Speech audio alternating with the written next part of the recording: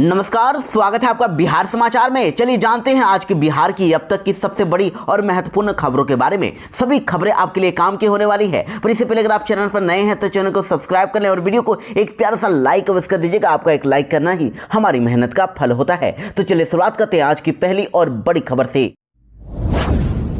बिहार के 19 जिलों में आज से धान खरीदारी हुई शुरू। 23 रुपए प्रति क्विंटल खरीदेगी सरकार और गड़बड़ करने वालों पर होगा बड़ा एक्शन। जी हां, राज्य में आज से न्यूनतम समर्थन मूल्य 2300 रुपए प्रति क्विंटल की दर से धान खरीद की शुरुआत हो गई है और अभी उत्तर बिहार के जिलों में ही धान खरीद का सरकारी निर्देश है। सबसे पहले धान की खरीद उन जिलों में शुरू होगी जहां धान की कटनी शुरू हो गई है और 17% नमी के आधार पर पैक्सों एवं व्यापार मंडलों के द्वारा कृषि विभाग के पोर्टल पर निबंधित यानी रजिस्ट्रेशन किए हुए किसानों से धान खरीद की जाएगी। और उसके बाद 15 नवंबर से पूरे बिहार के जितने भी बाकी जिले हैं वहां भी धान खरीद शुरू हो जाएगी। सरकार के द्वारा धान खरीद की जो लास्ट डेट है वो 15 फरवरी 2025 तय की गई है। तब तक धान की खरीद की जाएगी और इस साल 45 लाख टन धान और 30 लाख टन उसना चावल की खरीद का लक्ष्य रखा गया है। और साथ ही बिहार सरकार ने बिचौलियों और धान खरीद में गड़बड़ करने वालों पर सख्त कार्रवाई का आदेश जिलाधिकारियों को दे दिया है और प्रत्येक जिले में जिलाधिकारी के नेतृत्व में जिला टास्क फोर्स को तैनात किया गया है। जानकारी के लिए आपको बता दें कि बिहार में अभी उसना चावल मिलों की संख्या बढ़कर 360 हो गई है। बिहार में नीतीश सरकार ने दिया एक और बड़ा तोहफा। 6061 प्रधानाध्यापकों और 37,000 से भी ज्यादा प्रधान शिक्षकों की होगी नियुक्ति।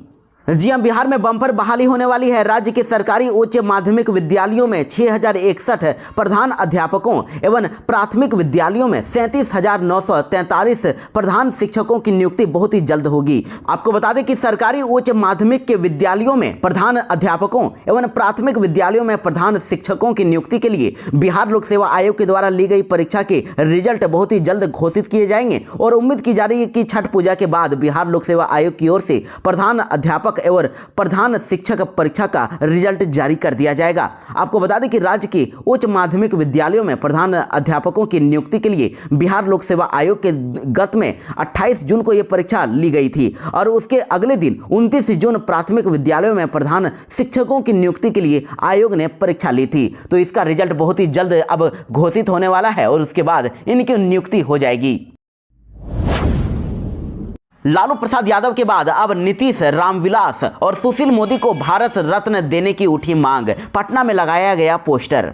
जी आपको बता दें कि बिहार के पूर्व मुख्यमंत्री कर्पूरी ठाकुर को भारत सरकार ने मरणोपरांत यानी मृत्यु हो जाने के बाद भारत रत्न से सम्मानित किया है और कर्पूरी ठाकुर को भारत रत्न से सम्मानित किए जाने के बाद आरजेडी के एक नेता ने आरजेडी सुप्रीमो लालू प्रसाद यादव को इस सबसे बड़े सम्मान से नवाजे जाने की मांग पिछले दिनों की थी और इसे लेकर आरजेडी कार्यालय के बाहर और पटना के विभिन्न चौक चौराहे पर पोस्टर भी लगाया गया था। लेकिन देखिए, अब इन दिनों एक और पोस्टर चर्चा में बना हुआ है जिसे पटना के वीर चंद्र पटेल पथ के साथ ही कई चौक चौराहे पर दिवाली और छठ पूजा के मौके पर लगाया गया है और जिसके माध्यम से भारत सरकार से बिहार के 4 राजनेताओं को भारत रत्न से नवाजे जाने की मांग की गई है और जिसमें आरजेडी सुप्रीमो लालू प्रसाद यादव, मुख्यमंत्री नीतीश कुमार, दिवंगत रामविलास पासवान, दिवंगत सुशील कुमार मोदी को भारत रत्न दिए जाने की मांग की है। इन 4 राजनेताओं में 2 नेता रामविलास पासवान और सुशील कुमार मोदी अब हमारे बीच नहीं है और इन्हें मरणोपरांत भारत रत्न से नवाजे जाने की मांग की गई है और यह पोस्टर भाई धर्मेंद्र मुखिया ने लगवाया है। दिवाली में लोगों को लगा बड़ा झटका। एलपीजी सिलेंडर के दाम बढ़ गए और दिल्ली से पटना तक हुआ एलपीजी गैस सिलेंडर।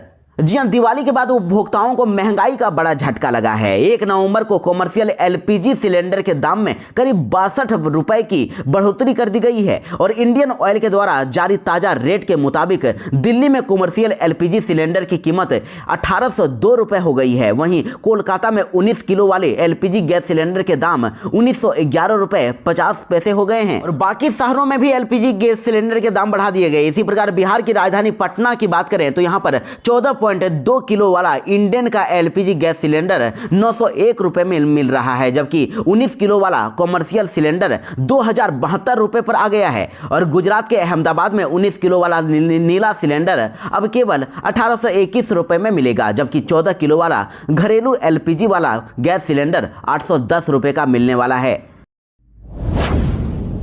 बिहार में स्मार्ट मीटर तो लगा दिया गया है, लेकिन स्मार्ट मीटर ऐप में खराबी आ गई है। तो अब ठीक होने तक नहीं कटेगी बिजली और रिचार्ज नहीं हुआ तो भी नहीं होगा पावर कट।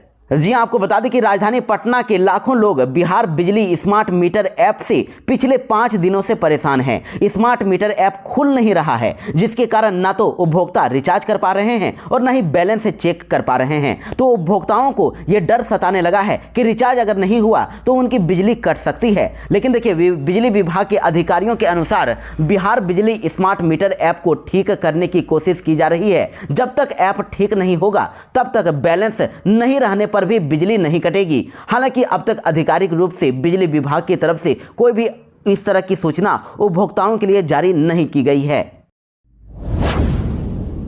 बिहार के मुजफ्फरपुर में एम्बुलेंस कर्मी हड़ताल पर चले गए हैं और तीमारदारों के छूट गए हैं पसीने, मुश्किलों में है मरीज। जी हाँ, मुजफ्फरपुर में नई एजेंसी में समायोजन नहीं होने पर जिले भर के एम्बुलेंस कर्मी अब अनिश्चितकालीन हड़ताल पर चले गए हैं। और जिला एम्बुलेंस कर्मचारी संघ के अध्यक्ष मोहम्मद मुस्लिम ने बताया है कि नई एजेंसी ने पहले से काम कर रहे एम्बुलेंस कर्मियों, जिसमें ड्राइवर से लेकर टेक्नीशियन तक शामिल हैं, उनका समायोजन नहीं किया। और हम लोगों ने समायोजन के लिए पहले भी प्रदर्शन किया था। इसके बाद जिला स्वास्थ्य समिति की तरफ से मौखिक रूप से आश्वासन मिला था कि पहले से काम कर रहे एम्बुलेंस कर्मियों का समायोजन कर दिया जाएगा। लेकिन अब तक नई एजेंसी और स्वास्थ्य समिति की तरफ से हम लोगों को वार्ता के लिए नहीं बुलाया गया है। समायोजन नहीं होने के विरोध में एम्बुलेंस कर्मचारी संघ अनिश्चितकालीन हड़ताल पर जा रहे हैं। और वहीं उधर एम्बुलेंस की हड़ताल से मरीज काफी परेशान हैं। मरीजों को अस्पताल आने और जाने के लिए प्राइवेट गाड़ियों और ऑटो का सहारा लेना पड़ रहा है। सदर अस्पताल से पीएचसी तक और एसकेएमसीएच तक मरीज परेशान रह रहे हैं और सबसे ज्यादा परेशानी गर्भवती महिलाओं को हो रही है। प्रशांत किशोर ने अब लालू प्रसाद यादव के सामने रख दी बड़ी शर्त। कहा कि आरजेडी के समर्थन में खड़ा हो जाएगा जनसुराज, लेकिन इसके लिए एक शर्त है। जी हां, दरअसल आपको बता दें कि बिहार विधानसभा की 4 सीटों के उपचुनाव में सभी दलों ने अपनी पूरी ताकत झोंक दी है और सभी गठबंधन और दल बेलागंज, इमामगंज, तरारी और रामगढ़ की सीटों पर अपनी जीत का दावा कर रहे हैं। और प्रशांत किशोर की पार्टी जनसुराज ने भी सभी 4 सीटों पर अपना उम्मीदवार उतारकर प्रचार अभियान भी तेज कर दिया है। इसी बीच अब जनसुराज के संयोजक प्रशांत किशोर ने आरजेडी चीफ लालू प्रसाद यादव को बड़ी चुनौती दे दी है और कहा है कि पीके जनसुराज की पूरी टीम के साथ आरजेडी के समर्थन में खड़ा हो जाएंगे, लेकिन उसके लिए एक शर्त भी रख दिया है। प्रशांत किशोर ने कहा है कि लालू प्रसाद यादव अगर समाज के किसी काबिल आदमी को आरजेडी का नेता बनाएं तो हम जनसुराज की टीम के साथ उनके समर्थन में खड़े हो जाएंगे और हम उनका झंडा लेकर भी उनके पीछे पीछे चल देंगे। लेकिन वो ऐसा कभी करने वाले नहीं हैं, क्योंकि उन्होंने कभी अपनी जाति की राजनीति नहीं की है। लालू जी सिर्फ अपने परिवार और अपने बच्चों की राजनीति करते हैं। वहीं प्रशांत किशोर ने बेलागंज की चुनावी सभा को संबोधित करते हुए लालू प्रसाद यादव के साथ सांसद सुरेंद्र यादव पर भी निशाना साधा और कहा कि लालू यादव और सुरेंद्र यादव यह कभी नहीं कहते हैं कि यादव समाज का काबिल लड़का विधायक या बिहार का सीएम बनेगा। यह दोनों यही कहते हुए देखे जाते हैं कि हमारा लड़का ही विधायक भी बनेगा और सीएम भी बनेगा। प्रशांत किशोर की राह पर चल दिए हैं आरसीपी सिंह। पार्टी बनाते ही शराबबंदी पर कह दी बड़ी बात। जी हां, बिहार विधानसभा चुनाव से पहले नए नए दलों का गठन हो रहा है और 2 अक्टूबर को प्रशांत किशोर की जनसुराज पार्टी लॉन्च हुई और दिवाली के दिन फिर पूर्व केंद्र मंत्री आरसीपी सिंह ने नई राजनीतिक पार्टी का ऐलान किया है और जिसका नाम आप सबकी आवाज यानी शॉर्ट फॉर्म में आशा रखा गया है। और पार्टी गठन के बाद ही अब आरसीपी सिंह ने शराबबंदी पर बड़ी बात कह दी है, जो प्रशांत किशोर की जीएसपी से मेल खाती है, यानी कि जनसुराज पार्टी से मेल खाती है। जिस तरह पीके ने ऐलान कर चुके हैं कि अगर बिहार में उनकी पार्टी की सरकार बनती है तो शराबबंदी को खत्म कर देंगे और शराब से मिलने वाले राजस्व का इस्तेमाल शिक्षा के क्षेत्र में किया जाएगा, उसी शराबबंदी पर अब आरसीपी सिंह ने भी अपनी पार्टी का रुख साफ कर दिया है और उन्होंने कह दिया है कि किसी के खान पान पर आप रोक नहीं लगा सकते हैं। शराबबंदी से सरकार को कई हजार करोड़ का नुकसान है और शराबबंदी कानून में सुधार की जरूरत है। और हमने पहले भी कहा है और आज भी कह रहे हैं, आरसीपी सिंह ने कहा कि हम लोग शराब रोकने के लिए जन जागरण का कार्यक्रम करेंगे, लेकिन किसी के खान पान पर रोक नहीं लगा सकते हैं। जिस उद्देश्य से शराबबंदी लागू की गई वो सफल नहीं हो पाई। बिहार के सभी प्रधानाध्यापकों तक पहुंचा शिक्षा विभाग का नया ऑर्डर। 7,000 से अधिक छात्रों को लेकर किया गया बड़ा फैसला।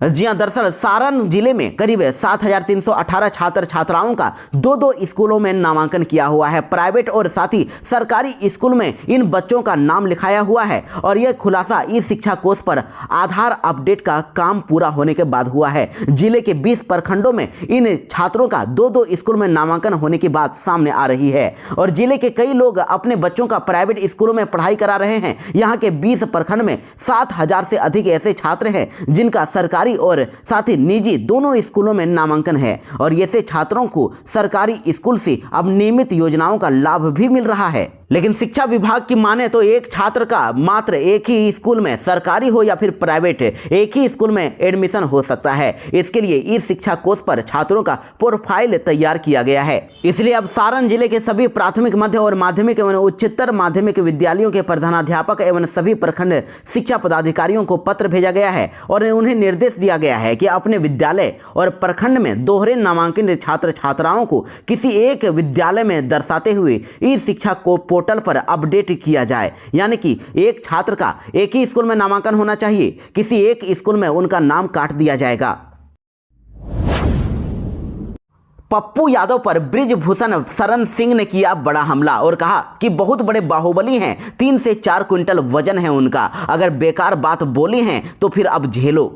जी हां, पप्पू यादव आजकल लॉरेंस बिश्नोई के कारण काफी सुर्खियों में हैं और इसी बीच अब एक बड़े नेता का बयान इसको लेकर सामने आया है और इस नेता के बातों से पप्पू यादव की टेंशन और भी हो सकती है। दरअसल भारतीय कुश्ती संघ के पूर्व अध्यक्ष और केसरगंज से पूर्व बीजेपी सांसद बृजभूषण शरण सिंह ने सांसद पप्पू यादव पर निशाना साधा है। आपको बता दें कि लॉरेंस बिश्नोई गैंग से मिल रही धमकी को लेकर पप्पू यादव ने केंद्र से सुरक्षा की मांग की है और इसी को लेकर अब बृजभूषण सिंह ने नाम लिए बगैर उन्हें जमकर खरी कोटी सुनाई है। बृजभूषण शरण सिंह ने बयान देते हुए कहा है कि कोई भी व्यक्ति हो, चाहे वह बाहुबली हो, धर्मगुरु हो, नेता हो, अगर उसके वक्तव्य से समाज में विवाद होता है तो ऐसे लोगों को सरकार को सुरक्षा नहीं देनी चाहिए। अब यह फैशन हो गया है कि किसी बड़े आदमी को गाली दो, किसी अंतर्राष्ट्रीय क्रिमिनल को गाली दो और सुरक्षा मांगो।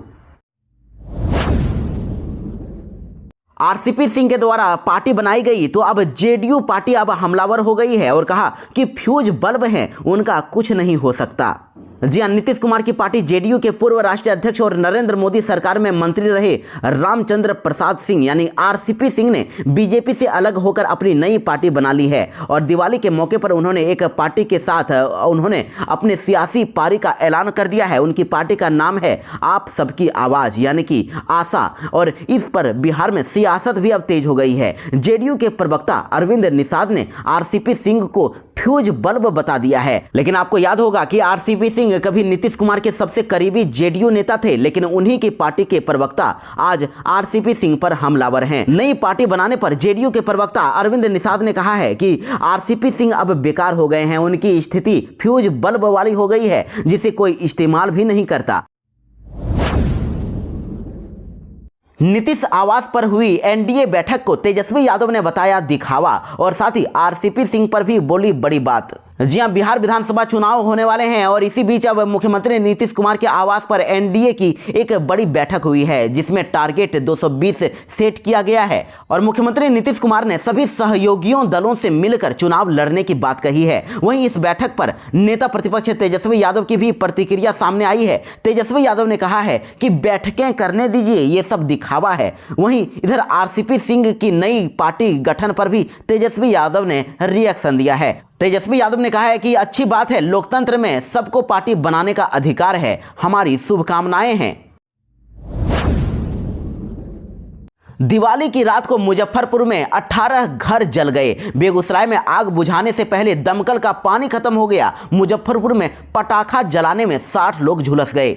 जी हां, दिवाली की रात को मुजफ्फरपुर में एक साथ 18 घर जल गए और राहत की बात तो यह है कि किसी तरह के जान माल का नुकसान नहीं हुआ, लेकिन लाखों की संपत्ति खाक हो गई। वहीं औरंगाबाद में पटाखा जलाने के दौरान 10 लोग झुलस गए और इधर मोतिहारी में इलेक्ट्रॉनिक दुकान में आग लग गई तो वहीं बेगूसराय में हार्डवेयर की दुकान जल गई। आग बुझाने से पहले ही दमकल गाड़ी में पानी खत्म हो गया और इधर गया में प्लास्टिक के सामान वाला गोदाम भी धू धू कर जल गया। पटना में शराब भट्टियों को पुलिस ने किया ध्वस्त। 6000 लीटर शराब को भी किया नष्ट। पुलिस को देखते ही अपने ठिकानों में आग लगाकर भागे आरोपी।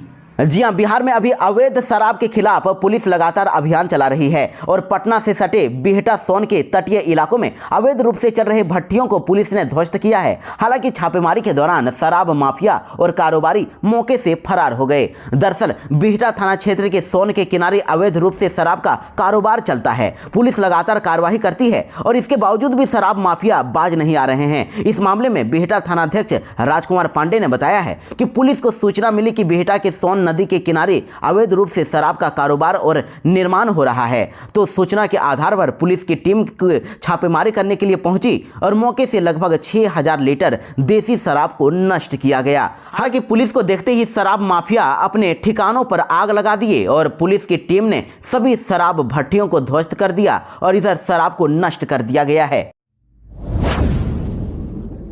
दिवाली के बाद खतरनाक हुई बिहार की हवा। पटना के साथ ही 3 बड़े शहरों में AQI 300 के पार हुआ। जी हां, दिवाली के बाद बिहार की हवा लगातार खतरनाक होती जा रही है। पटना, हाजीपुर और मुजफ्फरपुर में वायु प्रदूषण खतरनाक स्तर पर पहुंच गया है और पटना सबसे ज्यादा प्रदूषित शहर रहा, जहां वायु प्रदूषण 385 AQI रिकॉर्ड किया गया है। वहीं मुजफ्फरपुर की बात करें तो यहां के बुद्धा कॉलोनी में वायु प्रदूषण का AQI 338 तक पहुंच गया है। और इसी बीच देखिए, अब शिशु रोग विभाग के डॉक्टरों ने सलाह दिया है कि वातावरण में वायु प्रदूषण की समस्या गंभीर होने पर बच्चों में सर्दी, खांसी और एलर्जी की समस्या काफी गंभीर हो सकती है। इसलिए बच्चों को वायु प्रदूषण वाले इलाकों में बिल्कुल न ले जाएं और जाना अगर जरूरी हो तो बच्चों को कम से कम समय पर रखें। हाथ में थी पिस्टल, फिर भी लोगों ने सिर फोड़ा। मोतिहारी में पुलिस वालों की लाठी डंडे से हुई पिटाई। जी हां, बिहार के मोतिहारी से बड़ी खबर है। बिहार के मोतिहारी के पहाड़पुर थाना क्षेत्र में अपहृत यानी कि किडनैप किए हुए लड़की को बरामद करने और अपहरण के आरोपी को पकड़ने गई पुलिस टीम पर हमला हुआ है। एसपी ने बताया कि घटना 2 दिन पुरानी है, लेकिन इसका वीडियो शुक्रवार को सामने आया है और ग्रामीणों के हमला में एक PSI और चौकीदार बुरी तरह से जख्मी हो गए। इस मामले में पुलिस ने एक शख्स को गिरफ्तार भी किया है और अभी एसपी भड़के हुए हैं। इस घटना को लेकर 7 लोगों पर अभी FIR और 5000 रुपए का इनाम घोषित किया गया है और एसपी स्वर्ण प्रभात ने इस मामले में अब तक केवल एक की गिरफ्तारी को लेकर नाराजगी व्यक्त की है। बिहार में एयरपोर्ट पर 4 घंटे रुकी रही इंडिगो की फ्लाइट। बाथरूम में टिश्यू पेपर में लिखा था बम। जी हां, बिहार की राजधानी पटना से एक सनसनीखेज खबर निकल के सामने आ रही है। यहां एयरपोर्ट पर बम की अफवाह के बाद घटनों अफरा तफरी मची रही। इस वजह से इंडिगो की फ्लाइट रनवे पर लगभग 4 घंटे तक रुकी रही और इसके बाद इस घटना को एयरपोर्ट प्रशासन एक्शन में आई और मामले की जांच शुरू की गई। जानकारी के मुताबिक बेंगलुरु से पटना पहुंची इंडिगो की फ्लाइट के बाथरूम में एयर होस्टेस ने टिश्यू पेपर में bomb to our happy Diwali लिखा हुआ देखा था और इसकी सूचना एयर होस्टेस ने फ्लाइट मैनेजर और ATS को दी और सूचना मिलने के बाद जांच पड़ताल शुरू की गई और जब फ्लाइट में कुछ भी नहीं मिला, इसके बाद फ्लाइट को बेंगलुरु के लिए रवाना किया गया। जीतन राम मांझी ने जन सुराज पार्टी पर लगाया गंभीर आरोप और कहा कि जन सुराज के नेता मतदाताओं को रिश्वत दे रहे हैं। जी हां, केंद्र मंत्री जीतन राम मांझी ने प्रशांत किशोर के नेतृत्व वाली जन सुराज पार्टी पर इमामगंज विधानसभा क्षेत्र में मतदाताओं को रिश्वत की पेशकश करने का आरोप लगाया है और जहां पर उनकी बहू यानी जीतन राम मांझी की बहू दीपा मांझी हिंदुस्तान आवाम मोर्चा की उम्मीदवार है। तो गया में एक सभा को संबोधित करते हुए जीतन राम मांझी ने आरोप लगाया है कि जन सुराज पार्टी के नेता इमामगंज में घर घर जाकर ग्रामीणों से उपचुनाव में पार्टी को वोट देने पर 1 लाख रुपए देने के वादे के बदले फॉर्म भरने के लिए कह रहे हैं और कह रहे हैं कि 1 लाख रुपया देंगे, फॉर्म भर दो।